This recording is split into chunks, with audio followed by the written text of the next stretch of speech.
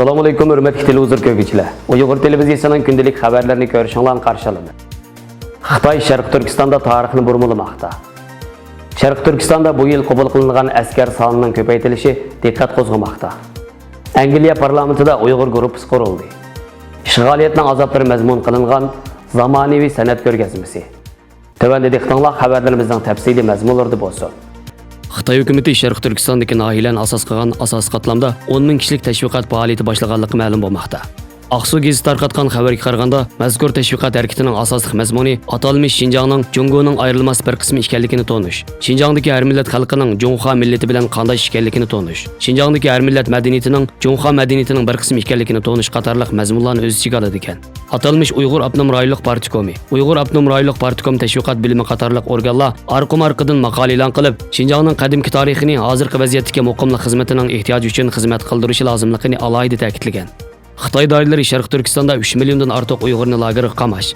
Lager sirtidagilarni millatim Junxo millati, vatanim Jungo, men Jungolik deganga o'xshash tashviqot harakatlariga qatnashtirish orqali ularga deganlarini singdirishga urinayotganligi ma'lum. Chet ellardagi kuzatuvchilarning bildirishicha, Xitoy hukumatı amdiki nishonni tarix sohasiga qaratib, tarixni siyosatga moslashtirish, Uyg'urlarni o'zining milliy va diniy kimlik engini yo'qotishga, tarixda qurgan mustaqil davlatlarni unutishga majburlayotganligini bildirmoqda.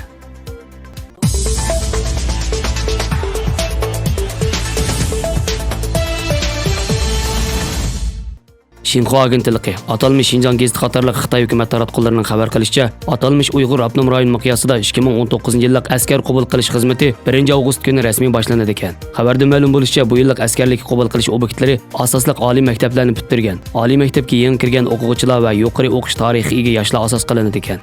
Qabul qilinish shartlarida oliy maktab o'quvchilarining terrorlikqa qarshi turish, muqimlikni qo'g'dashda ifodasi gavdalik bo'lgan yoshlarning va atalmish inqilobiy qurbonlarning farzandlarining oldin qabul qilinadiganligi eskartilib, bu yil Sharq Turkiston tavasidagi oliy maktab o'quvchilaridan askarlik elinish nisbati 50% dan, Urumchi shahri Qarmay shahrining 70% dan tuvan bo'lmaydi ekan. Boshqa rayonlarda askarlik qabul qilish nisbati munosib holda o'stirildi ekan. Uyg'ur Abnum rayonlik doiralarining nima uchun bu yil qabul qilinadigan askar sonini ko'paytirganligi muhojiratdagi kuzatuvchilarning kuchli diqqatini qo'zg'amoqda.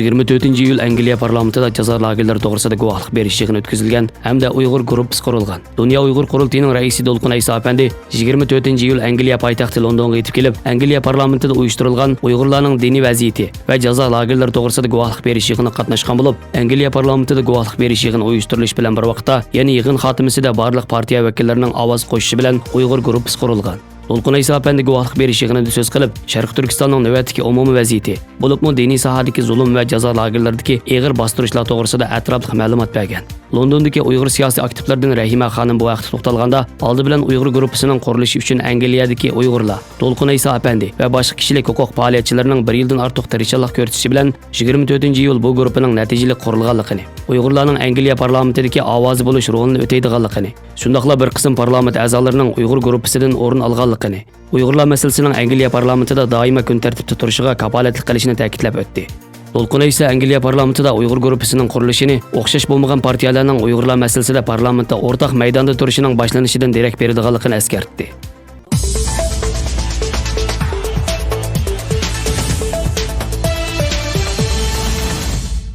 Falastinlik 64 nafar san'atchi G'azzaning Shalihat rayonida Isroil ishg'oliyatining elib kelgan azob uqubatlarini namoyon qilgan 160 parcha asr bilan zamonaviy san'at ko'rgazmasi ochgan.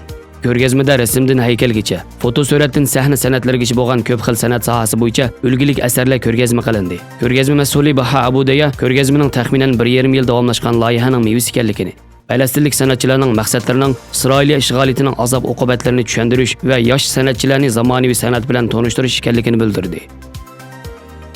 Xabarlarimizni ko'rganingizga rahmat. Ko'rishguncha omon bo'linglar. Xayr xo'sh. Allohga omonat.